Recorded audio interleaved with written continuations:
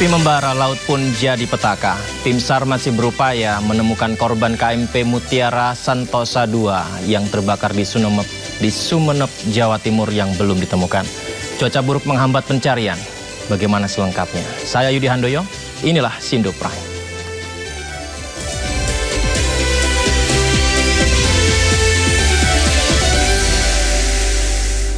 Informasi pertama, seorang warga Tulung Agung, Jawa Timur menjadi salah satu korban meninggal dunia dalam tragedi kebakaran kapal motor penumpang Mutiara Sentosa II di perairan utara Pulau Madura. Korban merupakan sopir truk ekspedisi yang sedang mengantarkan muatan menuju Makassar.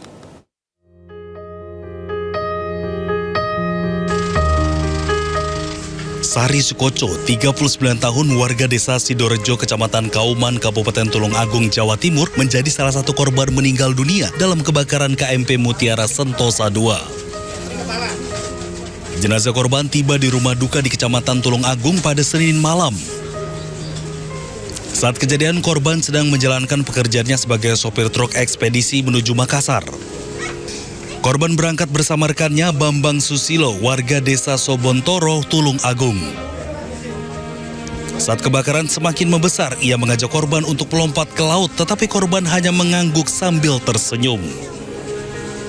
Menurut Bambang yang telah 8 tahun bekerja bersama, korban dikenal sebagai sosok yang tenang dalam bekerja. Ia juga mengungkapkan bahwa almarhum sempat bercerita memiliki rencana menikah pada tahun 2026 ini.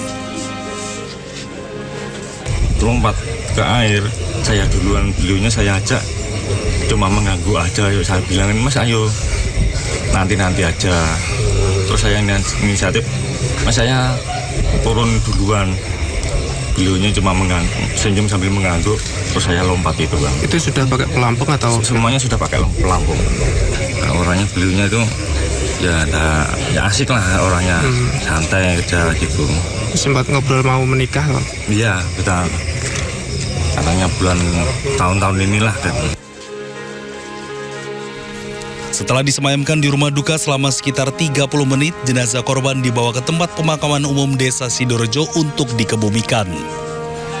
Dari Tulung Agung, Jawa Timur, Anang Agus Faisal, iNews melaporkan. Keluarga dan kerabat penumpang KMP Mutiara Sentosa II yang terbakar di perairan Sumeneb masih berdatangan ke posko. Mereka datang untuk mencari anggota keluarga maupun rekan mereka yang hingga kini masih hilang. Abdul Hamid dan Ansar, dua pria ini sudah 2 hari mendatangi posko Basarnas di Pelabuhan Tanjung Perak, Surabaya, Jawa Timur. Mereka mencari kabar keluarga dan kerabatnya penumpang KMP Mutiara Sentosa II. Harap cemas mendapatkan kepastian nasib keluarga mereka, namun ternyata keluarga dan kerabatnya masih hilang. Bersama keluarga yang lain, mereka menyebar ke beberapa rumah sakit, posko dan Polda Jawa Timur, namun belum juga mendapatkan kabar. Mereka cari pas kebakaran itu. Kok masih sempat kontak? Masih sempat. Apa waktu yang disampaikan mungkin pada saat komunikasi terakhir? Disampaikan itu aja minta pertolongan. Minta pertolongan? Berarti sudah terbakar tadi? Ya, sudah terbakar. Mungkin itu aja. Saya sampaikan. Bawa apa? Itu truk angkot? Muatannya apa, Pak? Muatannya apa, Pak? Muatan logistik. Nah, gitu. Nah, untuk saat ini apa? Saya cek data-datanya itu apa? Ini 200 lebih korban yang meninggal dari nama katanya. 3 hari pasca tragedi maut kebakaran KMP Mutiara Sentosa II, sejumlah keluarga dan kerabat masih terus berdatangan mencari kabar keluarga mereka. Dari Surabaya, Jawa Timur, Nur Syafei, iNews melaporkan. Keluarga salah satu penumpang kapal Mutiara Sentosa II di Makassar, Sulawesi Selatan histeris saat menonton siaran langsung kebakaran kapal dari media sosial. Saat siaran langsung, mereka melihat sosok salah satu anggota keluarga sedang berada di atas kapal yang terbakar.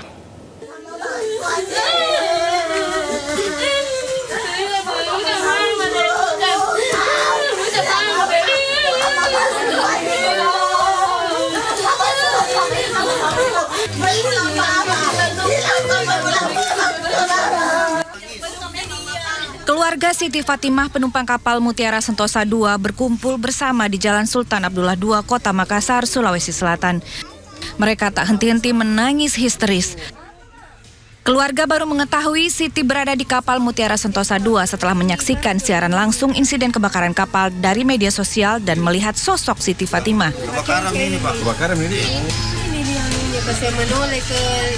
Dugaan keluarga diperkuat setelah petugas Basarnas menghubungi untuk meminta keterangan data pribadi serta fotokopi KTP sebagai bagian dari proses identifikasi.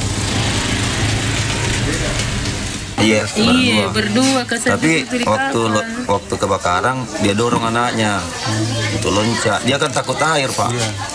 Nggak tahu berenang. Terus itu yang kita bilang di video itu ya, kakak itu bagaimana cerita sampai ketahuan itu, Pak?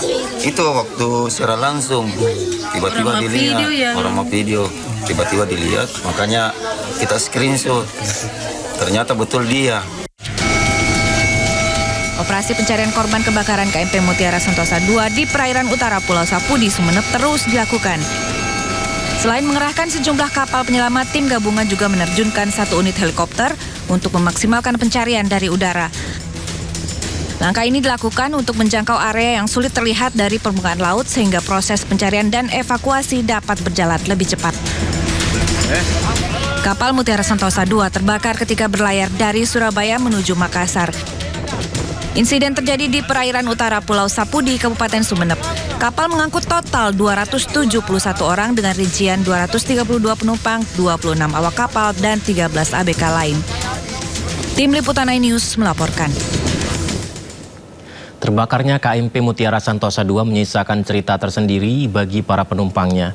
Mereka harus berjuang untuk bisa menyelamatkan diri dari kapal. Banyak di antaranya terpaksa melompat ke laut.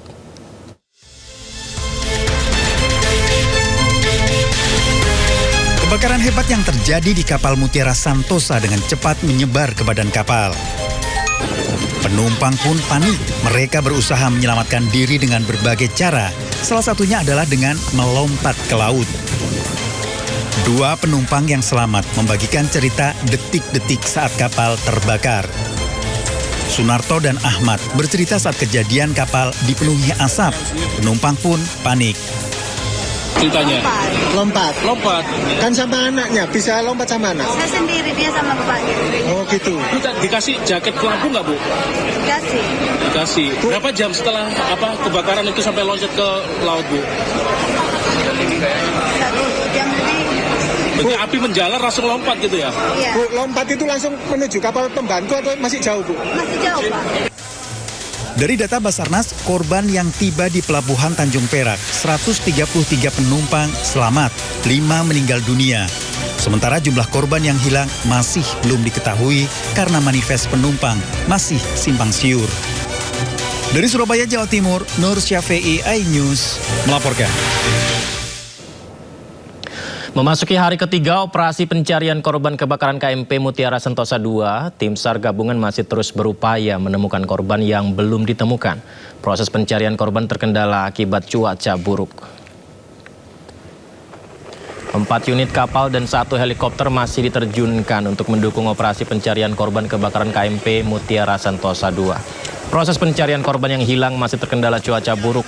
Helikopter Polairut tetap melakukan penyisiran dari udara, di mana pencarian akan kembali dilanjutkan secara maksimal setelah cuaca memungkinkan. Sedangkan untuk lama pencarian, petugas masih menunggu evaluasi dan keputusan resmi dari Basarnas. Sementara sebanyak 62 korban yang sebelumnya dievakuasi ke Pulau Masalembu kini telah diberangkatkan menuju Pelabuhan Tanjung Perak, Surabaya.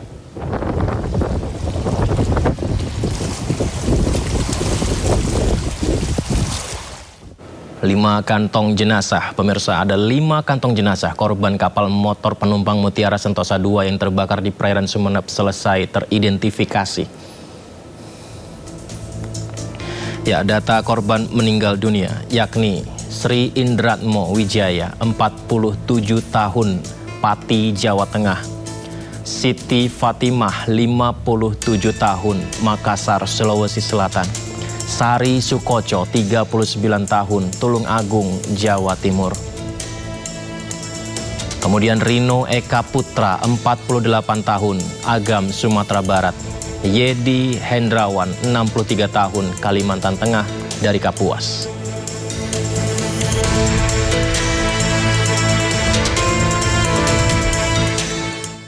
Ya, kita doakan semoga proses evakuasi berjalan lancar dan korban diterima di sisi Allah SWT. Informasi lainnya pemirsa, kebakaran lahan di Savana Bromo, Jawa Timur yang terjadi sejak Senin sore hingga kini belum berhasil dipadamkan. Akses wisata melalui beberapa pintu masuk Bromo ditutup sementara hingga waktu yang tidak ditentukan.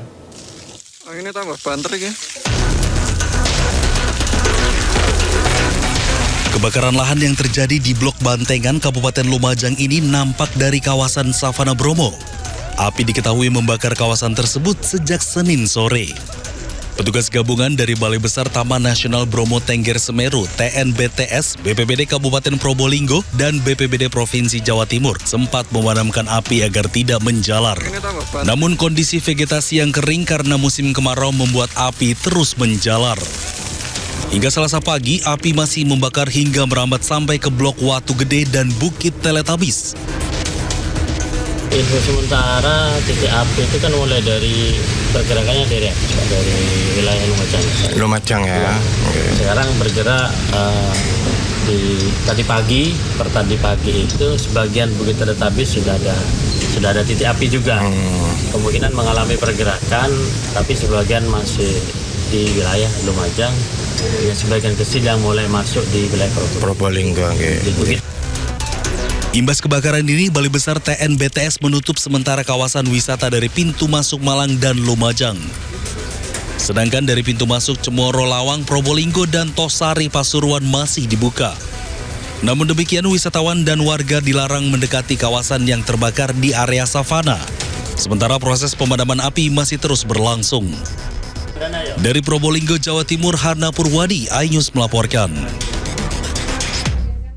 Kita ke informasi lainnya, pemirsa. Mantan Jampitsus Kejagung Febri Adriansyah melakukan perlawanan hukum lewat 2 permohonan pra-peradilan dalam penanganan kasus dugaan korupsi dan TPPU yang menjeratnya. Ya, hal ini disampaikan tim advokat Febri Adriansyah. Kita saksikan di situ di konferensi pers yang tadi ada Febri Diansyah, ya. Gugatan pra-peradilan pertama yang akan dilayangkan adalah terkait upaya paksa Kejaksaan Agung dalam penetapan tersangka dugaan TPPU dan penahanan. Dan gugatan kedua terkait penetapan tersangka dalam dugaan korupsi dan pencucian uang, penggeledahan dan penyitaan yang dilakukan Polda Metro Jaya serta Kortas Tipikor. Tim advokat Febri juga mengungkap ada 9 kejanggalan dan potensi pelanggaran hukum dalam kasus yang menjerat kliennya. Pengajuan pra-peradilan rencananya didaftarkan besok. Tim advokat mengajukan 2 permohonan pra-peradilan. Jadi ada 2 permohonan pra-peradilan. Yang pertama, permohonan pertama terkait dengan upaya paksa yang dilakukan oleh Kejaksaan Agung Republik Indonesia dalam penetapan status tersangka dugaan tindak pidana pencucian uang dan upaya paksa penahanan. Itu yang pertama. Kemudian permohonan yang kedua terkait dengan upaya paksa status penetapan tersangka dalam dugaan tindak pidana korupsi dan pencucian uang serta penggeledahan dan penyitaan sebagai upaya paksa yang dilakukan oleh rekan dari kepolisian Polda Metro Jaya dalam hal ini atau Kortas Tindak Pidana Tipikor. Kedua permohonan tersebut memang kami akan ajukan secara terpisah karena ini juga bagian dari strategi yang dimungkinkan dalam hukum acara pidana, termasuk hukum acara pidana yang baru. Juga karena alasan objek dan tindakan memang diuji secara berbeda. Jadi batu ujinya akan berbeda. Kenapa ada 2 permohonan? Ada 2 permohonan rencananya ini direncanakan ada 2 permohonan untuk pra-peradilan upaya hukum kita. Itu karena terkait ada 2. Kita balik lagi kepada teorinya. Sekarang berdasarkan KUHAP yang baru, ini yang bisa diajukan permohonan pra-peradilan adalah atas upaya paksa. Yang kami telah analisa secara bersama selama beberapa hari ini, upaya paksa apa saja yang merupakan suatu yang kami anggap dan kami menilainya sebagai bagian dari ada penyimpangan-penyimpangan. Sehingga kami kelompokkan kedua permohonan, yaitu upaya paksa yang dilakukan Kejaksaan Agung itu dalam penetapan dan penahanan. Penetapan tersangka dalam perkara tindak pidana pencucian uang dan penahanan. Di sana kita melihat nuansa yang sangat besar adanya pelanggaran pasal 100 ayat 5 dari KUHP untuk upaya paksa penahanan. Dan upaya paksa penetapan tersangkanya kita melihat ada kaitan-kaitan dengan predicate crime-nya, persoalannya di sana. Oke, itu secara garis besar. Kemudian nanti juga ada yang kedua. Yang kedua itu adalah upaya paksa penggeledahan, penyitaan dan penetapan tersangka di dalam perkara yang di sini yang sudah penetapan tersangka adalah terkait dengan penanganan perkara Asabri. Nah, hal ini mungkin agak sedikit unik karena di sini mungkin akan jadi banyak termohonnya. Kuasa hukum Febri Adriansyah, yakni Febri Diansyah ya, menegaskan 2 gugatan pra-peradilan yang akan dilayangkan bukanlah cara untuk menghindari proses hukum, melainkan merupakan penggunaan hak untuk memastikan agar penegakan hukum sesuai prinsip due process of law. Langkah-langkah tersebut bukanlah cara-cara atau langkah-langkah untuk menghindari proses hukum. Jadi ini perlu kami sampaikan sekaligus sebagai edukasi pada publik. Justru langkah-langkah ini merupakan penggunaan hak yang dijamin oleh hukum, dijamin oleh undang-undang untuk memastikan dalam porsi kami sebagai penyeimbang untuk memastikan agar penegakan hukum itu berjalan sesuai dengan prinsip due process of law. Ini penting sekali. Jangan sampai kemudian proses penegakan hukumnya keliru, melanggar aturan hukum, entah karena alasan apapun begitu ya, sehingga hak-hak orang terabaikan. Pemirsa, sebelumnya Kejagung menggeledah rumah mantan Jampitsus Febri Adriansyah, di mana dari penggeledahan penyidik membawa sejumlah kotak kontainer diduga berisi barang bukti.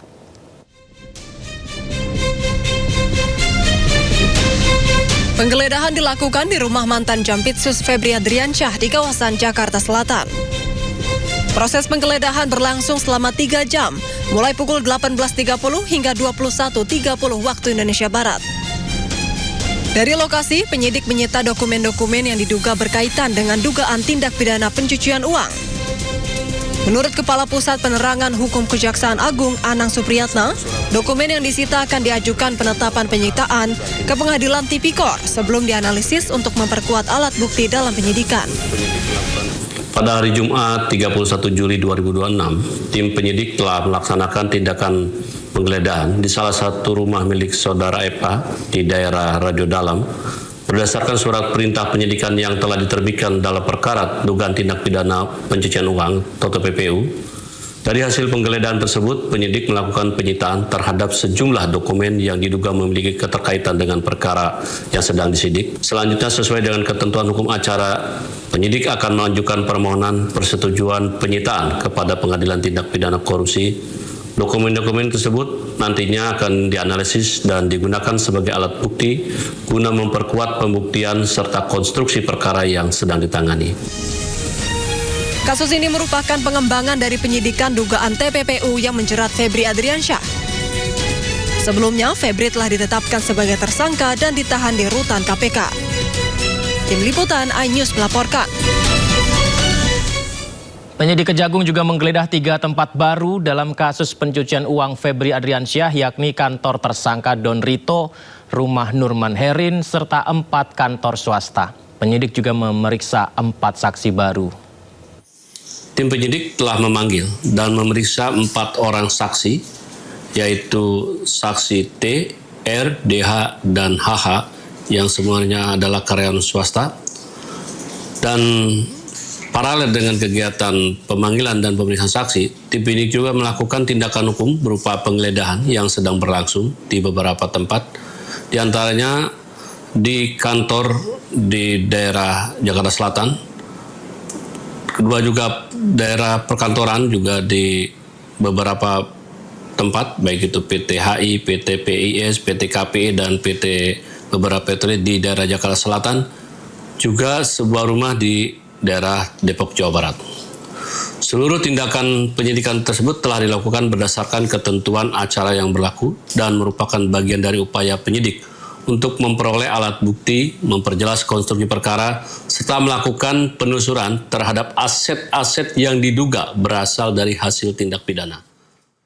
Ya, kita beralih ke informasi lainnya. Pemirsa, ramai dibicarakan di media sosial, lompat di lingkaran api menjadi bagian dari pelatihan manajerial di Koperasi Desa Merah Putih.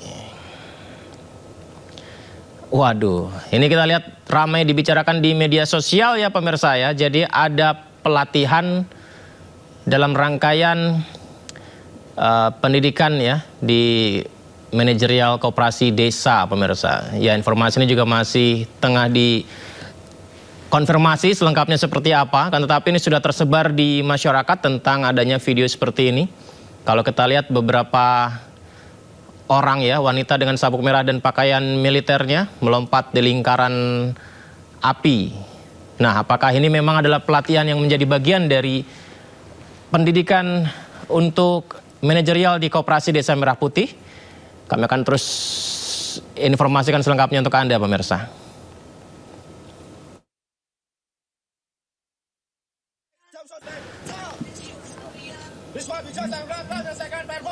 Nah, lain dari Kopdes, lain lagi dari pelatihan pegawai BPJS Ketenagakerjaan. Ini juga viral pemirsa di media sosial, ada pelatihan calon pegawai BPJS Ketenagakerjaan. Salah satu pelatihan kependidikannya adalah injak api.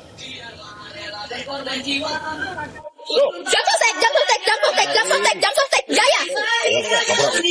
Lapor siswa atas nama Anissa Pratu Ain setelah selesai melakukan firewall. Ya, nanti kita menunggu konfirmasi selengkapnya dari pemerintah tentang bagaimana pendidikan pelatihan tersebut ya. Informasi berikutnya nih pemirsa, ada laporan dari Dukcapil Kemendagri. Jadi ternyata ada hal yang sangat menarik, data yang sudah ditelusuri dengan akurat. Ternyata ditemukan fakta terkait kependudukan yang kita harus tahu banget pemirsa. Kita simak ini dia ya. Ya, ternyata kita harus tahu pemirsa, dari data yang ditelusuri ditemukan informasi mayoritas penduduk Indonesia berzodiak Cancer. Ini penting banget kan ya. Bayangkan data soal mayoritas zodiak warga negara aja ada, apalagi data ekonomi dan data-data lainnya, ya kan? Iya kan?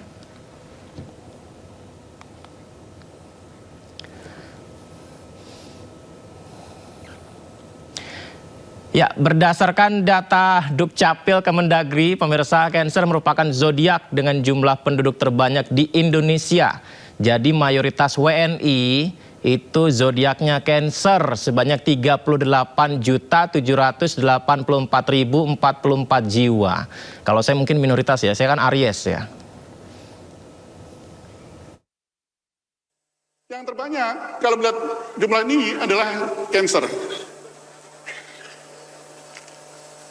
Tadi kan baru setengah tahun di bulan Januari. Kalau Januari tadi berarti kan ini sekitar yang lain gitu. Tapi kalau 1 tahun ini jumlah penduduk kita Cancer. Cancer bintangnya, tapi jangan sampai penyakitnya. Zodiaknya. Disusul Taurus, Gemini dan sebagainya.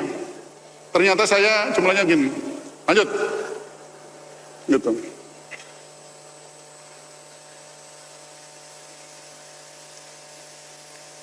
Yang menarik, ada lebih dari 129.000 penduduk kita yang tidak pernah ulang tahun, adanya 4 tahun. Bukan ulang tahunnya itu 4 tahun sekali. Karena dia lahir di tanggal 29 Februari. Dia ulang tahunnya 4 tahun sekali. Ada 129.000 lebih. Jadi, kalau traktir hemat ya. Bisa juga dirapel. Nah, yang menarik juga, kalau huruf hidup vokal O, V, dan sebagainya wajar. Ya, itu dia ya, data fakta ternyata mayoritas WNI punya zodiak Cancer saja bisa ditemukan, bisa ditelusuri, apalagi data ekonomi, data kesejahteraan. Ya, semoga saja yang itu juga bisa banyak ditemukan oleh pemerintah sehingga bisa diberikan kesejahteraan yang tepat kepada rakyatnya. Ya. Informasi lainnya pemirsa, Menteri Komunikasi dan Digital Menkomdigi Mutia Hafid merespon terkait konten kreator yang merekam seseorang tanpa sengaja menggunakan kacamata pintar. Selain itu, Komdigi juga menyoroti aplikasi yang menayangkan live streaming influencer Big Mo menampilkan promosi produk rokok elektronik tapi melibatkan anak-anak. Pertama tentang kasus vape yang ada di YouTube, ini kita sampaikan bahwa per kemarin kita sudah melayangkan surat peringatan kepada platform YouTube yang telah dengan nyata dan jelas tidak hanya melanggar aturan yang ada oleh negara di Indonesia, tapi juga melanggar community guidelines-nya mereka sendiri. Topik berikutnya adalah perekaman tanpa izin terhadap seorang perempuan. Ini juga kita mendapat banyak masukan, dan pada prinsipnya adalah kita perlu sekali mengingatkan bahwa ini pelanggaran terhadap Undang-Undang PDP yang pertama, dan yang kedua adalah pelanggaran terhadap etika.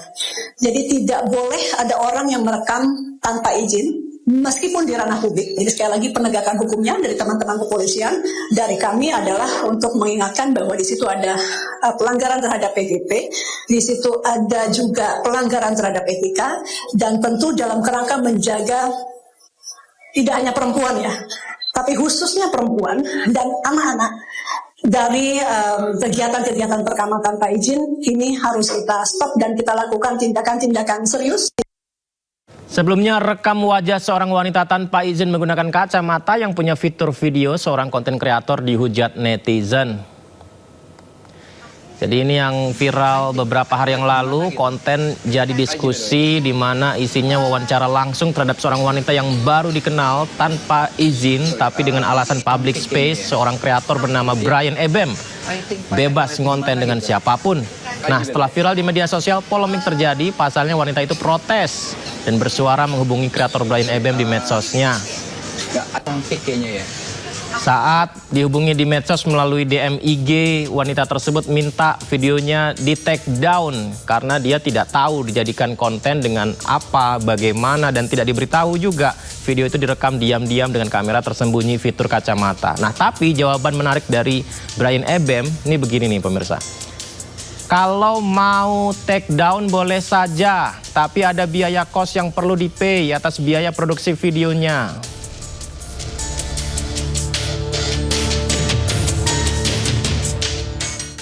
Nah, lalu setelah videonya viral di media sosial, Brian Ebem akhirnya menggunakan pernyataan melalui media sosialnya, ucapan permohonan maaf ke publik. Beberapa hari ini sedang ramai terjadinya kegaduhan. Sebelumnya saya ingin minta maaf atas semua kesalahan yang timbul dari kelakuan saya.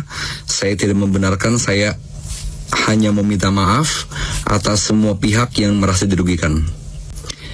Saya seharusnya memang tidak mengatakan atas ada biaya produksi ataupun kata-kata lain yang saya sampaikan di komen. Lagi-lagi saya hanya meminta maaf dan mengklarifikasi semua tuduhan, semua narasi yang beredar di sosial media. Kedepannya saya akan lebih hati-hati lagi dalam memposting video konten yang saya buat. Kasus perekaman konten dengan video dari kacamata tanpa izin Brian Ebem tadi ternyata berbuntut panjang. Setelah tadi kita dengar langsung dari Komdigi, berikutnya Komisi 3 DPR RI juga buka suara, bahkan mendukung korban melapor ke polisi karena tindakan merekam tanpa izin dan menyebarkannya bisa masuk ke ranah pidana. Mengenai kasus perekaman SPG di Gias tanpa izin demi konten media sosial, kami perlu menyampaikan bahwa tindakan merekam seseorang secara diam-diam atau candid tanpa izin, apalagi dijadikan materi konten, cara mendekati cewek untuk kepentingan komersial atau popularitas di media sosial adalah perbuatan yang tidak beretika dan melanggar hukum. Sebagai Ketua Komisi 3 DPR RI, saya menegaskan bahwa ruang publik termasuk pameran otomotif seperti Gias harus menjadi tempat yang aman dan nyaman bagi siapa saja, termasuk para pekerja perempuan yang sedang menjalankan tugasnya secara profesional. Berdasarkan hukum positif di Indonesia, korban dapat menuntut si pelaku perekaman dan penyebar luasan rekaman tanpa izin. Saya mendorong kepada korban ya untuk menggunakan haknya membuat laporan resmi ke Polres terdekat, yaitu Polres Tangerang Selatan, selaku pihak yang berwajib ya agar hukum bisa benar-benar ditegakkan. Ya, masih terkait berita yang sama, pemirsa, setelah viral di media sosial, sejumlah wanita akhirnya mengecek DM di masing-masing Instagram mereka. Ternyata Brian Ebem mengirimkan pesan tawaran berkonten melalui DM di medsos mereka. Jadi inilah sejumlah wanita yang mengaku terkejut saat iseng coba memeriksa DM di media sosial mereka pasca viral kasus Brian Ebem merekam tanpa izin menggunakan kacamata pintar dan menjadikannya konten. Ternyata Brian Ebem telah banyak mengirimkan pesan untuk tawaran ngonten bersama. Tawaran ini disampaikan melalui rekaman konten, melalui chat, pesan singkat. Dan mereka semua ada yang sempat menjawab, ada yang tidak sempat menjawabnya ya.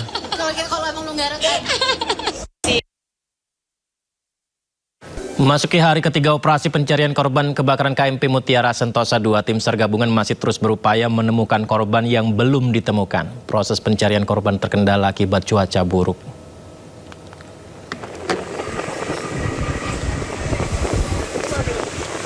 Empat unit kapal dan 1 helikopter masih diterjunkan untuk mendukung operasi pencarian korban kebakaran KMP Mutiara Sentosa 2. Proses pencarian korban yang hilang masih terkendala cuaca buruk. Helikopter Polairut tetap melakukan penyisiran dari udara. Pencarian kembali dilanjutkan secara maksimal setelah cuaca memungkinkan. Sedangkan untuk lama pencarian, petugas masih menunggu evaluasi dan keputusan resmi dari Basarnas. Sementara sebanyak 62 korban yang sebelumnya dievakuasi ke Pulau Masalembu kini telah diberangkatkan menuju Pelabuhan Tanjung Perak, Surabaya.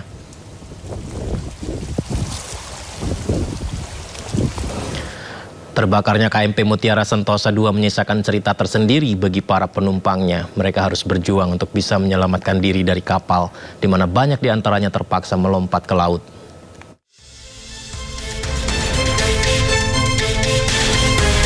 Kebakaran hebat yang terjadi di kapal Mutiara Sentosa dengan cepat menyebar ke badan kapal.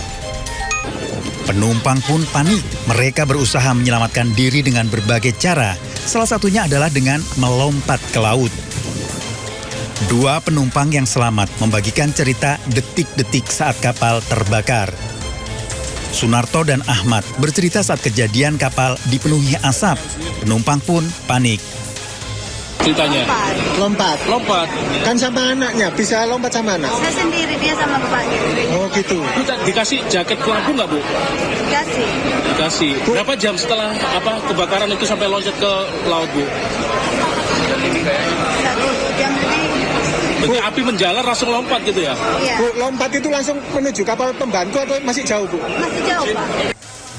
Dari data Basarnas, korban yang tiba di Pelabuhan Tanjung Perak, 133 penumpang selamat, 5 meninggal dunia.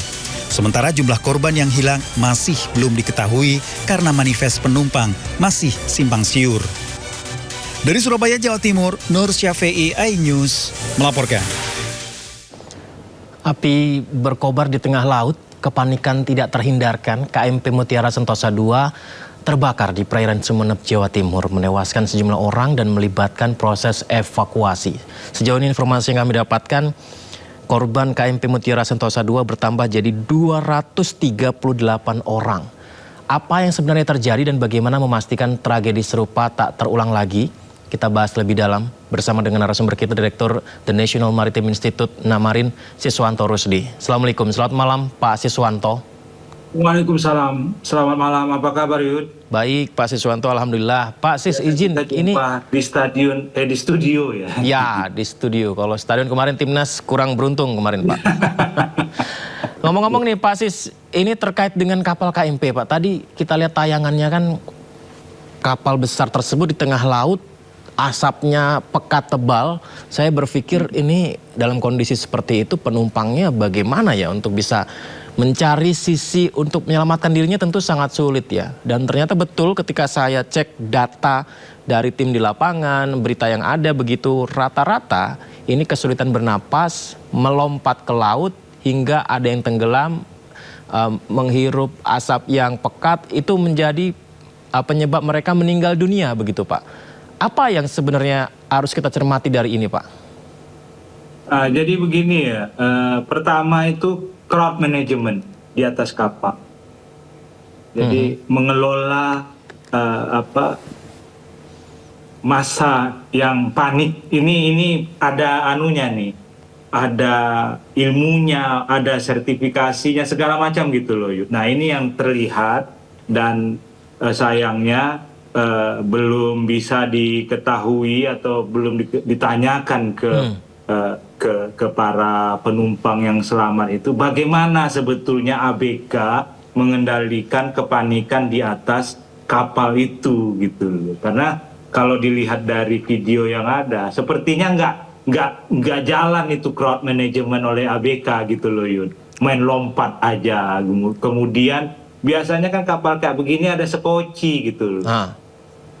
Itu saya lihat nggak ada sekoci itu dilepaskan atau diluncurkan gitu. Biasanya sekoci di kapal seperti ini tuh apakah disesuaikan dengan jumlah manifest penumpang yang ada Pak? Cukup untuk manifest yang ada di situ Pak? Iya, jadi kalau kapal yang mengangkut penumpang menurut aturan, ini aturannya udah internasional ya. Banyaknya alat-alat keselamatan ya, jaket pelampung, kemudian sekoci dan yang lain-lain itu 2 kali lipat seharusnya. Seharusnya 2 kali lipat dari jumlah penumpang. Iya, seharusnya itu menurut aturan yang lazim bagi kapal-kapal pengangkut penumpang. Jadi kapal pengangkut penumpang ini sebetulnya standar keselamatannya tinggi gitu loh. Tetapi di kita justru kapal-kapal penumpang seperti inilah atau Roro ya, ferry Roro seperti inilah yang paling banyak menelan korban. Apakah artinya justru sebaliknya Pak? Jumlah alat evakuasi penyelamatannya justru jauh lebih sedikit dari penumpang total? Ya ini yang mungkin nanti menjadi temuan ya. Tetapi secara regulasi dia harus seperti itu gitu loh. Kalau ngangkut 500.000 dia punya jaket. Gitu kira-kira logikanya sehingga semua orang kebagian bahkan tersisa gitu loh. Ini kan ada yang nggak pakai jangan-jangan nggak ada di atas kapal.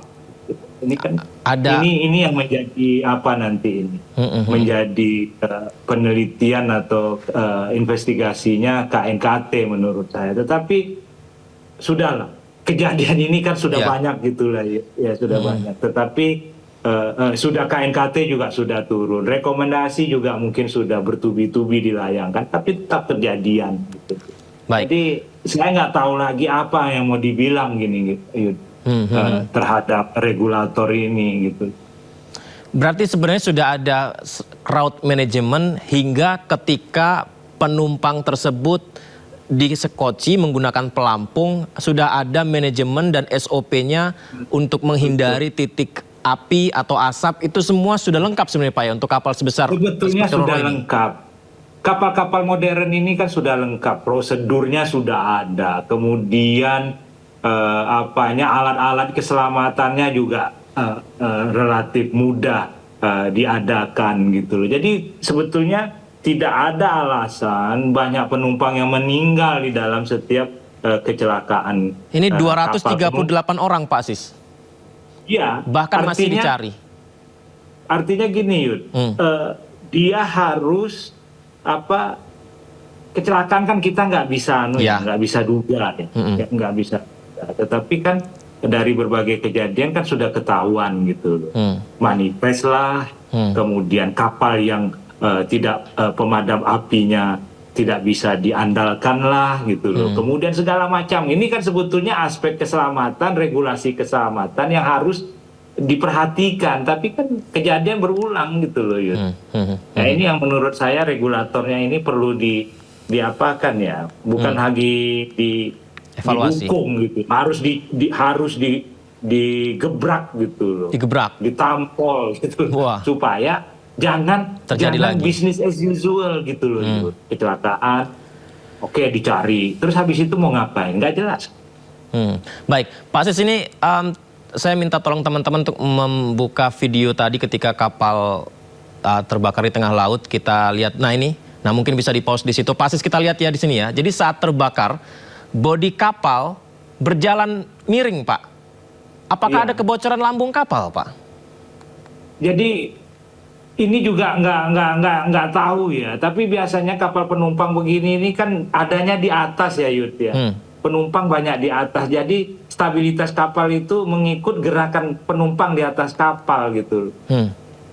Kapal Roro begini, itu kan dia banyak orang di dek atas gitu loh, Yud. Iya, di dek atasnya menjadi mayoritas banyak asapnya di situ justru ya, Pak Sis ya? Iya, ini kan karena ada mobil yang terbakar, kemudian penyemprot nggak bekerja dengan baik gitu loh. Nah, kemudian kenapa dia miring? Dugaan saya. Kalau kita naik kapal feri atau Roro atau apalah ya, itu kita cenderung di atas gitu loh. Betul. Jadi keseimbangannya tuh nggak bagus gitu loh, miring gitu. Karena dia kan seharusnya kan di bawah, yang di bawah itu yang membuat kapal stabil kan. Nah ini dia naik ke dek atas gitu loh. Jangan-jangan sudah di paling atas gitu loh. Ini yang membuat kapal miring. Nah, itu miring. Satu. Bisa juga mengalami kebocoran gitu loh. Gitu. Karena ini kan kapal-kapal tua ya. Ini kapal tua ya Pak ya? Tahun 92 mungkin Pak ya? Iya, 34 tahun ini katanya, ini yang saya dapat kabar ini 34 tahun, bekas dari Jepang gitu. Iya. Dibeli oleh Atosim. Atosim ini banyak sekali mengoperasikan kapal tua gitu. Atosim Lampung Pelayaran ya Pak ya? Ya ini anunya Artalita ini, kalau nggak salah saya ini. Pelayarannya Artalita ini. Padahal ini sudah menempuh perjalanan cukup panjang, cukup lama ya Pak ya? Maksudnya dengan jam terbang sebanyak itu harusnya hal-hal seperti ini tidak terjadi ya Pak ya? Iya, tapi ini kan kapal tuanya di Jepang gitu loh Yud. Oh. Bukan di kita gitu loh. Ini kan kapal dibeli dari Jepang. Di Jepang sendiri kan dugaan saya ya, ini kapal sudah harus dicacah gitu loh. Sudah sudah nggak layak lagi atau tidak diizinkan lagi beroperasi. Tetapi oleh pengusaha kita ini dibeli, masuk ke jajaran armada mereka gitu. Apakah bisa disimpulkan artinya kapal lama itu berarti tidak layak untuk menjadi kapal membawa perjalanan jauh untuk masyarakat, Pak? Kalau kapal sudah 25 tahun, bagusnya itu udah jangan dipakai lagi. Karena strukturnya itu sudah banyak persoalan gitu, 30 tahun. Kapal itu kan paling lama 25 tahun gitu. Ini 34 tahun. Kalau nggak kecelakaan, mungkin ini kapal bakal dipakai sekian tahun lagi ke depan gitu. Jadi lebih lama lagi begitu ya Pak ya? Lebih lama, sementara usia produktifnya itu sudah selesai. Ini yang menurut saya menjadi kelalaian juga gitu. Nah khawatirnya Pak Sis, ternyata hingga sekarang ini masih banyak kapal-kapal yang umurnya juga lebih dari 20 tahun Pak Sis, masih digunakan Pak. Ya karena kan pengusaha kita mau beli kapal baru nggak ada duitnya. Mereka tidak cukup bonafit untuk membeli kapal baru gitu. Uang ada, beli kapal bekas, beli kapal bekas gitu. Mau order di Indonesia harganya selangit gitu loh. Kalau beli ke luar negeri harga bisa lebih murah, tapi mungkin nanti persyaratan bendera bisa jadi oke, kita tapi benderanya jangan bendera Indonesia ya, karena nanti asuransi nggak mau bla bla bla bla gitu loh. Ya akhirnya beli kapal bekas gini aja. Itu kalau kenapa-napa ketika ibaratnya harus diganti spare partnya, itu apakah masih ada ya Pak ya di negaranya Pak? Apa harus nyari ke Jepang gitu? Ya inilah yang inilah mesin misalnya kan, mesinnya mungkin sudah bukan udah tua gitu loh. Beberapa spare partnya mungkin masih ada, tapi banyak yang sudah nggak bisa gitu loh. Akhirnya kanibalan gitu loh. Atau beli yang KW gitu loh. Nah ini kan nanti mempengaruhi ketika kena gelombang lah, kena angin. Ini kadang-kadang di sini yang bisa mesinnya itu gagal gitu loh, karena bukan yang ori lagi yang dipasang gitu loh. sudah kanibalan atau sudah beli yang KW gitu loh. Ini yang tidak dipikirkan dengan mengoperasikan kapal-kapal tua. Baik, Pak Siswanto dan pemirsa, kita nyimak dulu ya informasi tentang ramai di media sosial kisah haru yang diduga berasal dari korban tenggelam kapal KM Nurul Salsa di perairan Kabupaten Kepulauan Selayar, Sulawesi Selatan. Berikut ini kita simak.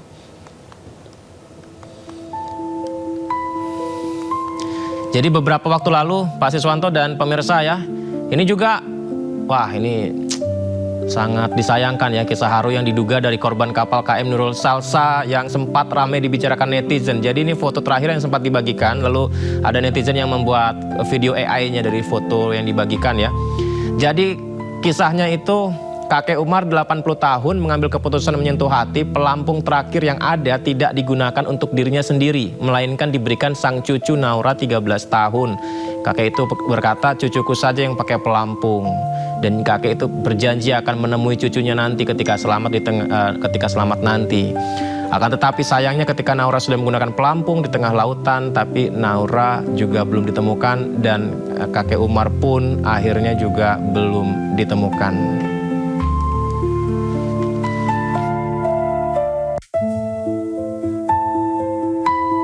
Baik, kita lanjutkan dialog kita. Pak Siswanto, persis sekali seperti yang Pak Siswanto sampaikan tadi tentang jumlah SOP manajerial dari kelengkapan peralatan penyelamatannya juga harus diprioritaskan gitu. Pak Siswanto, apakah dari peristiwa yang ada ini kita hanya boleh evaluasi saja penyebabnya apa begitu, karena kita tidak mau ada anak-anak lainnya yang juga menjadi korban lagi, Pak Sis? Jadi gini ya, kita selalu kalau kecelakaan itu evakuasi, nanti dievaluasi. Tetapi begitu selesai, baranya mendingin, bisnis as usual gitu loh Yud. Jadi apalagi yang kita diskusikan gitu loh, apalagi gitu loh. Harus ada yang bertanggung jawab gitu loh. Jangan seperti begini gitu loh. Nanti rapat, oh ya ini gini, tutup, pencarian tutup. So what gitu loh. Nggak ada yang bertanggung jawab secara moral gitu loh. Entah itu regulator, entah itu operator gitu loh. Kan jarang setiap kecelakaan begini pemilik kapalnya itu dibawa ke pengadilan, dihukum berat gitu, sehingga memberikan rasa jerah gitu. Ini orang kita ini negara kepulauan itu, transportasi laut terutama di Indonesia itu menjadi andalan gitu. Tetapi dengan kondisi regulasi seperti ini, penumpang itu bertarung nyawa setiap berangkat gitu loh. Ini yang membuat saya menjadi gimana ya, kita mau bicara apa lagi gitu loh. Semuanya udah terang kok gitu loh. Yang nggak ada itu adalah nurani pejabat, nurani Menteri Perhubungan, nurani Dirjen. Ini yang nggak ada gitu. Mereka menganggap ini bisnis as usual, habis ini selesai, paling seminggu ini gitu loh. Media memperhatikan hal yang lain gitu. Kita nggak pernah tahu. Kenapa Pak Siswanto saya lihat begitu emosional atau terharu Pak melihat berita tadi Pak? Karena gini, coba bayangkan, seharusnya tuh kan kakek sama cucunya dapat. Tapi kan nggak ada. Kemana pelampung itu? Kan jadi pertanyaan. Kemana pelampung? Sementara itu, saya udah nggak bisa bicara lagi. Karena kalau kisah haru dan ada korban, dan nanti ketika ada keluarga yang ingin bepergian bersama-sama menggunakan kapal, apakah kita rela peristiwa seperti ini terjadi lagi ya Pak Sis?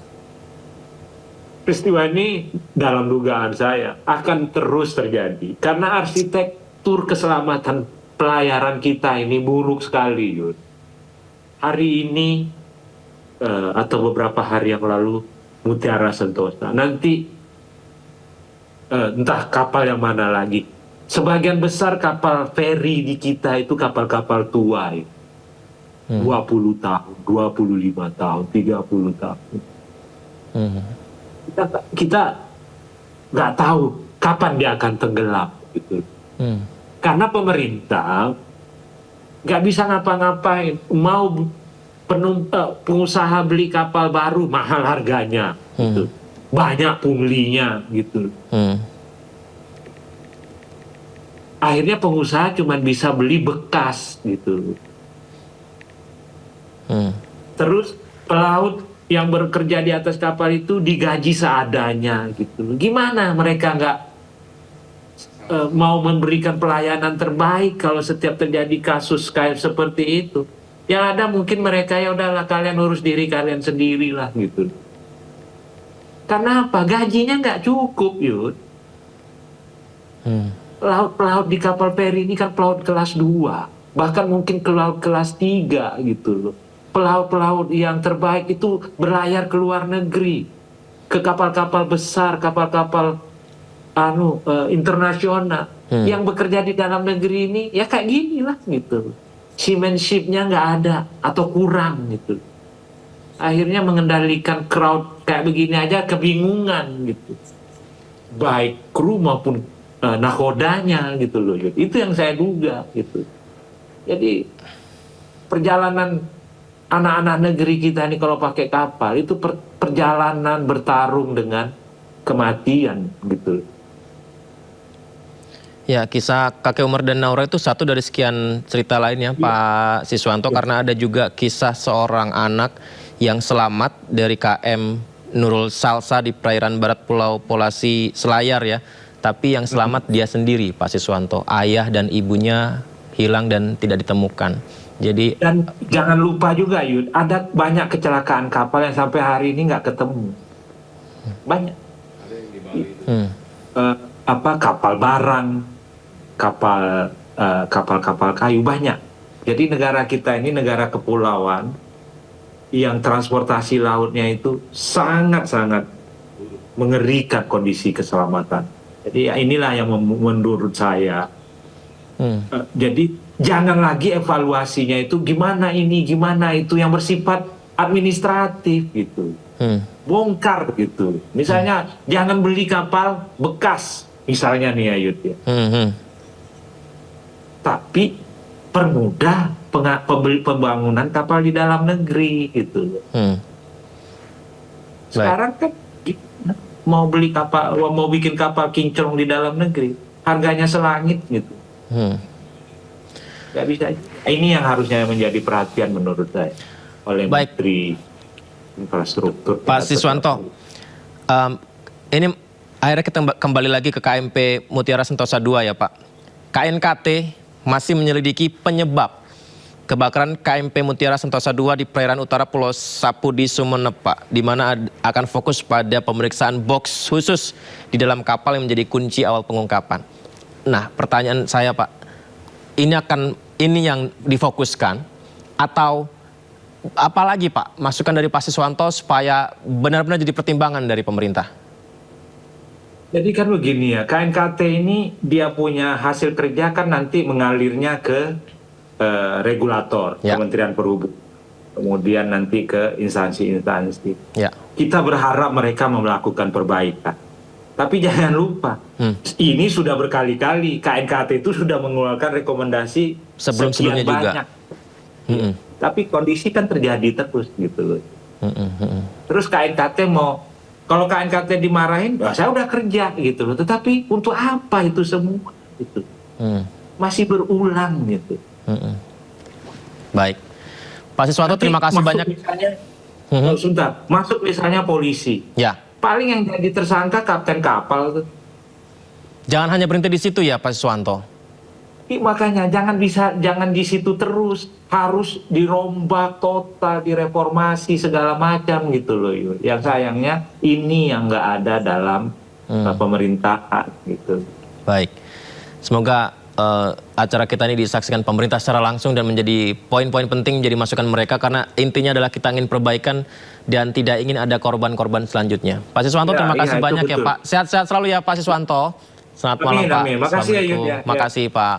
Ya, salam. Kedutaan Besar Iran tegaskan menyatakan negaranya tidak pernah memiliki dan mengembangkan senjata nuklir. Hal ini menanggapi pernyataan Presiden Prabowo, di mana sebelumnya dikatakan Iran kemungkinan memiliki senjata nuklir. Ya, dalam keterangan di akun media sosialnya, Kedubes Iran menegaskan Iran tidak pernah mengejar kepemilikan senjata nuklir dan tidak akan pernah melakukannya. Pasalnya Iran memiliki 3 patokan pengembangan nuklir, yakni fatwa pemimpin Iran mengharamkan senjata nuklir, senjata pemusnah massal tidak pernah memiliki tempat dalam doktrin pertahanan Iran. Dan teknologi nuklir dimanfaatkan bagi kepentingan energi, kesehatan, dan penelitian. Dijalankan berada di pengawasan Badan Energi Atom Internasional.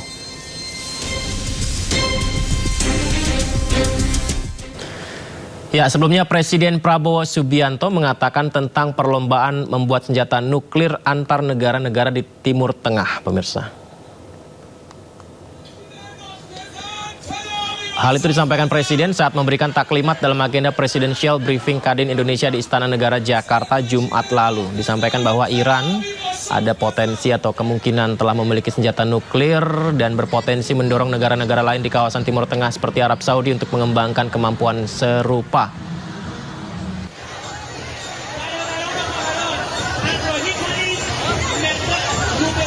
Dikatakan bahwa Iran sudah punya senjata nuklir. Sekarang Saudi Arabia ingin juga punya senjata nuklir. Kalau Saudi Arabia ingin punya senjata nuklir, tidak menutup kemungkinan Emirates juga mau punya senjata nuklir.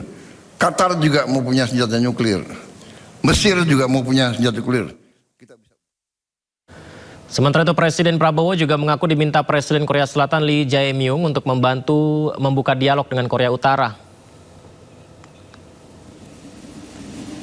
Ya, permintaan itu disampaikan saat dirinya melakukan kunjungan kenegaraan ke Seoul April lalu. Ia pun menyatakan kesediaannya mengunjungi Pyongyang apabila ada permintaan resmi untuk menjalankan peran itu. Presiden mengatakan kesiapannya memediasi merupakan bagian dari prinsip politik luar negeri Indonesia yang berupaya menjaga hubungan baik dengan semua negara termasuk Amerika Serikat dan Cina. Saya terakhir di Korea Selatan, di Seoul. Presiden Korea Selatan, Presiden Republic of Korea, ya kan, minta kepada saya, bisa nggak saya berkunjung ke Korea Utara untuk membuka semacam dialog. Saya bilang, saya dengan hormat, dengan rela, kalau Yang Mulia minta saya untuk ke Korea Utara, saya akan berangkat. Demikian saudara-saudara, ya. Indonesia dianggap tidak punya kepentingan mau mencampur dalam urusan dalam negeri negara manapun. Itu yang kita pegang teguh. Penasihat militer pemimpin tertinggi Iran Mohsen Rezai mengecam Amerika Serikat atas dugaan rencana penguasaan Selat Hormuz dan merebut cadangan energi Teheran. Rezai juga menyebut keinginan Trump menguasai Selat Hormuz hanyalah mimpi. Ketegangan di Selat Hormuz makin memanas setelah Presiden Amerika Serikat Donald Trump diduga berencana mengerahkan pasukan militernya untuk menduduki Selat Hormuz. Namun hal itu ditanggapi dengan tegas oleh penasihat militer pemimpin tertinggi Iran Mohsen Rezai. Ia menegaskan akan menyerang kapal induk dan pasukan militer Amerika Serikat jika Amerika Serikat berani menginjakkan kaki di Selat Hormuz. Ia juga mengklaim bahwa seluruh kapal komersial telah berbalik arah setelah diancam oleh Iran. موجوار دقیق‌تر شدیدتر موشک و پهباد به سمت پایگاه آمریکا رفت به طوری که کویت به شدت به خرابه‌ای تبدیل شد اکثر نیروها از اونجا جاکن شدن در اربیل بیش از 40-50 تا هواپیمای پنپیکر اومد خیلی از نیروها رو از اربیل بردن مهمتر از اینها فرماندهی سنتکام که تو قطر بود یه مرحله رفت اردن رو هم ما به شدت زدیم فرماندهی از اردن رفت اسرائیل یعنی چی؟ یعنی اون ساز و برگ نزدیک نبرد که بیان تنگی هرمزو که گرفتن بتونن از نزدیک فرماندهی کنن از نزدیک پشتیبانی کنن هم فرماندهی هم پشتیبانی از صحنه هدف گذاری اینا در تنگه هرمز دور شد. الان آتش بحثی وجود نداره ولی حملات ما معنا داره. مثلا Sementara itu Donald Trump mengklaim bahwa perundingan dengan Iran terkait Selat Hormuz berjalan dengan baik dan cepat. Ia mengatakan Selat Hormuz akan segera dibuka besok. Tidak hanya itu, dalam kesempatan yang sama Trump juga minta Iran agar tidak memiliki nuklir. Well, you'll find out today or tomorrow. I mean, they're going to go quickly, one way or the other. It's not very complex. We're talking about the strait, the opening of the strait, having it open literally by tomorrow, completely open. And that's phase one. And phase two is we then will talk about the nuclear capacity, the nuclear, as we've been mentioning. Basically, it's, I think, the denuclearization of Iran has to happen. And that'll be the second phase. But the first phase is the opening of the straits. The second phase will be the denuclearization, and that'll take a little while. But we're very strong on it. They cannot have a nuclear weapon. Iran cannot have a nuclear weapon.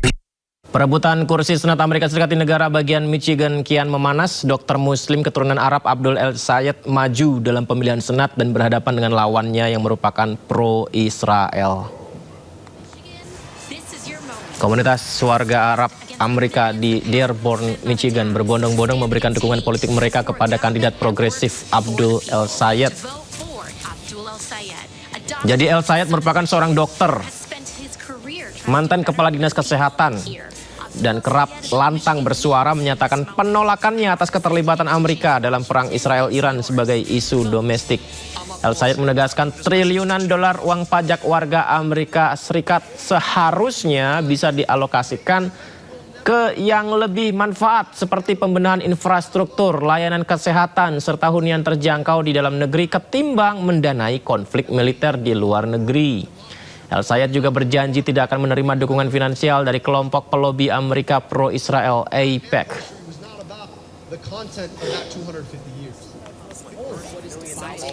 Dan di lain pihak, El-Sayed harus menghadapi perlawanan sengit dari politisi senior pro-Israel anggota Kongres Haley Stevens. Stevens mendapat dukungan berupa kucuran dana jutaan dolar dari AIPAC dan mendapat dukungan dari sejumlah petinggi Demokrat. Dukungan Demokrat ini juga menjadi tanda adanya perpecahan internal di tubuh Demokrat. Stevens sendiri tetap teguh mempertahankan posisi Amerika Serikat sebagai sekutu utama Israel. By people who work hard and never give up. I know things are tough right now and that Washington is a complete mess. Kebakaran lahan terjadi di Washington, Amerika. Kebakaran yang meluas ke permukiman warga tersebut menghanguskan 700 bangunan. Ini dia momen ketika pemadam kebakaran berupaya untuk menjinakkan api yang menjalar ke permukiman warga hingga kemarin di wilayah Spokane County, Washington. Asap tebal dan kobaran api menyelimuti hampir seluruh permukiman warga di wilayah itu. Diketahui sebanyak 65.000 jiwa yang tinggal di wilayah itu diperintahkan untuk segera menjauh saat kebakaran makin membesar. Pemirsa, pasca kebakaran lebih dari 700 bangunan dan lebih dari 8.000 hektar lahan hangus terbakar.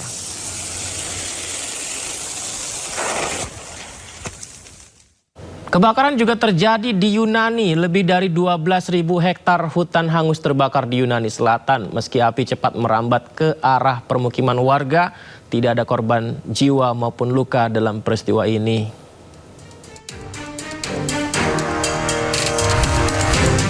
Kondisi kering dan angin yang kencang di wilayah Yunani Selatan menjadi pemicu kebakaran hutan di Attika Barat beberapa hari lalu. Besarnya api di antara vegetasi membuat petugas harus mengerahkan 1 unit helikopter dan ratusan petugas damkar saat upaya pemadaman. Menurut petugas setempat, kebakaran tersebut merupakan bagian dari kebakaran hutan yang lebih besar yang dimulai di Viotia yang berdekatan. Είναι κάτι που είναι μια γροθιά στο στομάχι. Όλοι όσοι έχουμε ζήσει πυρκαγιές, είτε μικρές είτε μεγάλες, κάθε φορά που βιώνουμε κάτι τέτοιο πονάμε πολύ. Είναι μια πυρκαγιά που ξεκίνησε πριν από μέρες, όπως είδατε από τη Βιωτία, ήρθε εδώ στα Μέγαρα. Καταστροφική, μεγάλη οικολογική καταστροφή και η προσπάθεια ακόμα συνεχίζεται. Δεν έχει τελειώσει μέχρι να πατηθεί και η τελευταία φλόγα, το τελευταίο σημείο. Menurut informasi otoritas setempat, kebakaran ini menghanguskan lebih dari 12.600 hektar hutan. Diketahui, Yunani telah memasuki minggu kedua kebakaran hutan yang dipicu oleh angin kencang. Sementara negara-negara di seluruh Eropa Selatan terus berjuang melawan panas ekstrim. Baik, informasi berikutnya pemirsa. Hore, alhamdulillah gaji guru naik. Tapi di Singapura pemirsa. Ya alhamdulillah juga sih untuk guru-guru di Singapura ya. Pemerintah Singapura berencana menaikkan gaji bagi 36.000 tenaga pendidik mereka mulai 1 Oktober 2026. Gaji guru Indonesia kapan? Ya, jadi pemerintah Singapura menaikkan gaji berkisar 2 hingga 9% untuk 36.000 guru di Singapura. Langkah ini diambil Kementerian Pendidikan Singapura demi menjaga daya saing profesi pendidik. Kebijakan ini juga demi meningkatkan kualitas hidup guru-guru di Singapura. Tidak hanya gaji pemirsa, jadi ada program peningkatan fasilitas dan tunjangan guru asing. Bagi ekspatriat atau guru dari luar negeri, sejumlah sekolah internasional menyediakan paket kompensasi seperti tunjangan perumahan hingga potongan biaya sekolah anak. Sementara untuk guru lokal di Singapura, rincian gaji sekolah di sana secara umum berkisar 423 juta hingga 1,41 miliar rupiah per tahun. Jadi kalau kita hitung-hitung paling kecil 423 juta per tahun berarti per bulan gaji guru terendah di Singapura 35 juta rupiah per bulan. Dan itu pun dinaikkan lagi oleh mereka di tahun ini.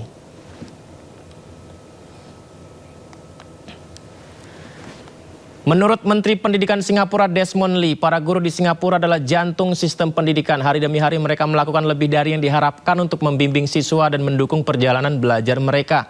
Sementara menurut anggota Komite Parlemen Pemerintah untuk Pendidikan Singapura, pemerintah perlu melihat berbagai aspek lain seperti jam kerja, beban tugas yang harus ditanggung tenaga pendidik di Singapura.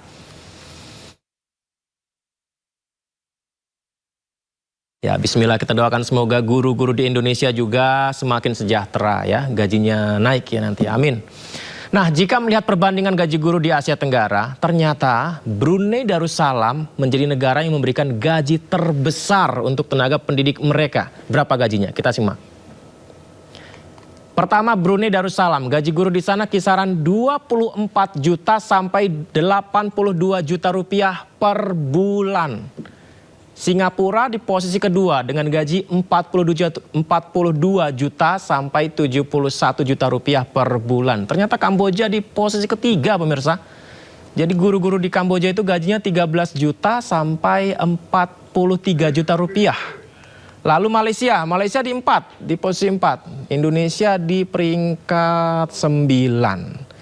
Dengan kisaran gaji Rp540.000 sampai 7,32 juta rupiah. Tapi kita masih di atas Laos ya, di posisi ke-10. Di Laos itu 2,2 juta sampai 5,2 juta rupiah per bulan. Tapi terendahnya agak beda sama kita ya. Semoga guru di Indonesia semakin sejahtera. Informasi lainnya, Badan Gizi Nasional mencopot 137 kepala satuan pelayanan pemenuhan gizi atau SPPG yang tersebar di sejumlah daerah. Sanksi ini dijatuhkan kepada kepala SPPG yang terbukti melakukan pelanggaran mulai dari kasus keracunan makanan hingga dugaan penyimpangan pengelolaan keuangan. Badan Gizi Nasional mencopot 137 kepala satuan pelayanan pemenuhan gizi atau SPPG yang tersebar di sejumlah daerah sebagai bagian dari penegakan disiplin dalam pelaksanaan program makan bergizi gratis. Sanksi dijatuhkan kepada kepala SPPG yang terbukti melakukan pelanggaran mulai dari kasus keracunan makanan hingga dugaan penyimpangan pengelolaan keuangan. Kepala BGN Sudaryono menegaskan BGN menerapkan kebijakan tanpa toleransi terhadap setiap pelanggaran yang berpotensi membahayakan penerima manfaat maupun merugikan keuangan negara. Untuk memperkuat pengawasan, BGN tengah mengembangkan sistem pengawasan berbasis digital yang memungkinkan proses operasional di setiap dapur MBG dipantau secara lebih sistematis. BGN juga akan meningkatkan transparansi penyelenggaraan program MBG dengan membuka akses informasi kepada orang tua, sekolah, dinas pendidikan, dinas kesehatan, hingga pemerintah daerah. Dan per hari ini, ya, saya sebagai Kepala Badan Gizi Nasional telah mencopot 137 kepala dapur di seluruh Indonesia. Yang jelas kami zero toleran terhadap keracunan, zero toleran terhadap tindakan korupsi, hengki-pengki, ngantet uang, dan lain-lain itu kita zero toleran. Dan kami telah menyiapkan suatu sistem mekanisme di mana ya trust is good, tapi control is better. Langkah penegakan disiplin yang dibarengi penguatan sistem pengawasan dan keterbukaan informasi diharapkan dapat memperbaiki tata kelola program MBG, sekaligus meminimalkan risiko terulangnya kasus keracunan maupun penyimpangan dalam pengelolaan program. Peluang Timnas Indonesia lolos ke babak semifinal ASEAN Hyundai Cup 2026 makin berat, di mana skuad Garuda wajib menang saat bertandang ke markas Singapura Jumat mendatang jika ingin melaju ke babak selanjutnya.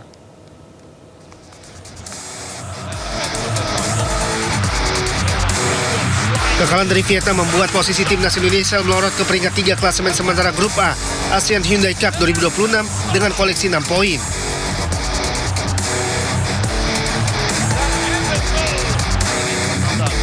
Sementara Vietnam memimpin klasemen dengan 7 poin, unggul selisih gol atas Singapura yang menempel di posisi kedua. Hasil tersebut membuat laga terakhir menjadi penentu nasib skuad Garuda. Indonesia akan bertandang ke markas Singapura di Jalan Besar Stadium pada Jumat 7 Agustus mendatang. 3 poin menjadi harga mati bagi pasukan Garuda untuk memastikan tiket ke babak semifinal. Hasil imbang apalagi kekalahan memaksa Indonesia mengakhiri perjuangan lebih cepat di ajang ASEAN Hyundai Cup 2026.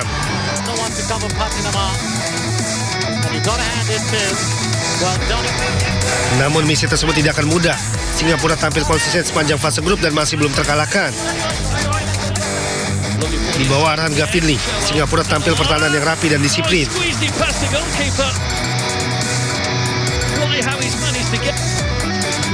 Jarak antar ini terjaga dengan baik sehingga menyulitkan lawan untuk menciptakan peluang bersih.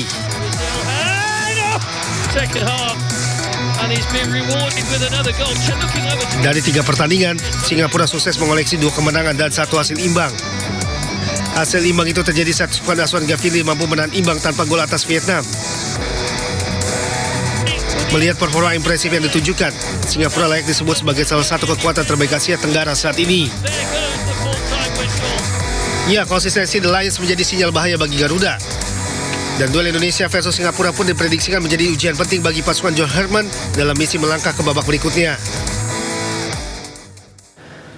Ya, kekalahan menyakitkan 0-3 atas Vietnam membuat skuad Garuda harus berjuang di laga terakhir Grup A ASEAN Hyundai Cup 2026, di mana Ketua PSSI Erick Thohir mengaku kekuatan Vietnam dan tetap percaya kepada pelatih John Herman.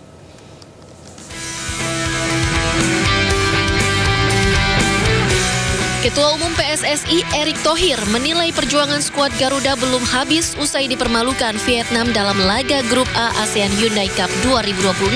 Timnas Indonesia harus menyerah 0-3 dari pasukan Golden Star Warriors di Stadion Pakansari Bogor Senin malam.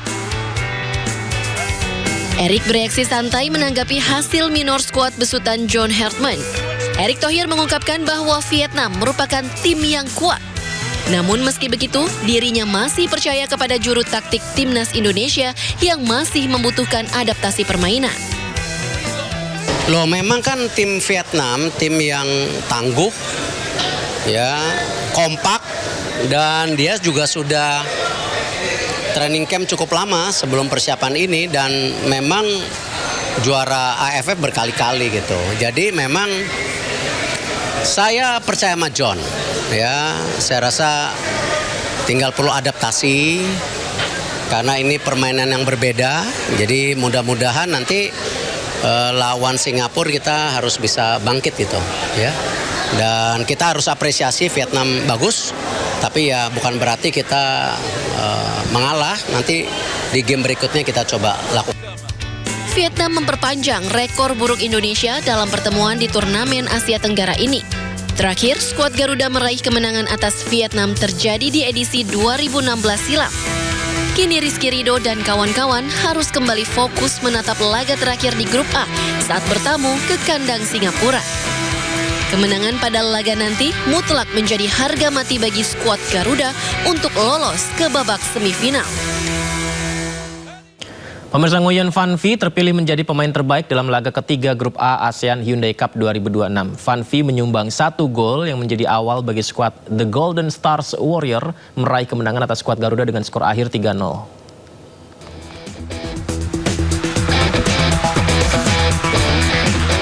Nguyen Van Phi tampil apik saat Vietnam menggilas Indonesia pada laga Grup A ASEAN Hyundai Cup 2026. Van Phi menyumbang 1 gol yang sekaligus menjadi momentum positif Vietnam untuk mengalahkan Indonesia dengan skor akhir 3-0. Performanya ini membuat Van Phi dinobatkan sebagai pemain terbaik pada laga ini, sekaligus berkontribusi membawa Vietnam memuncaki klasemen sementara Grup A dengan 7 poin. Ya, timnas Indonesia harus menyerah dalam laga ketiga Grup A ASEAN Hyundai Cup 2026 menjamu Vietnam di Pakansari. Padahal sebagai tuan rumah ya, skuad Garuda menelan kekalahan dengan skor telak 0-3.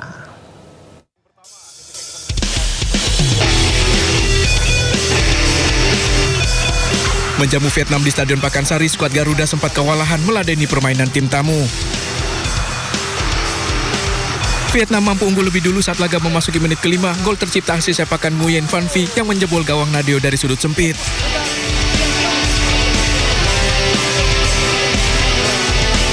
Menit 18, Golden Star Warrior menambah keunggulan.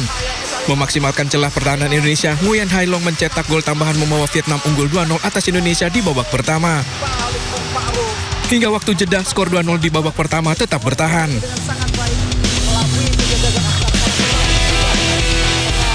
Di paruh kedua, skuad Garuda memburu gol balasan. Namun permainan Vietnam kembali membuat lini pertahanan Indonesia kocar-kacir.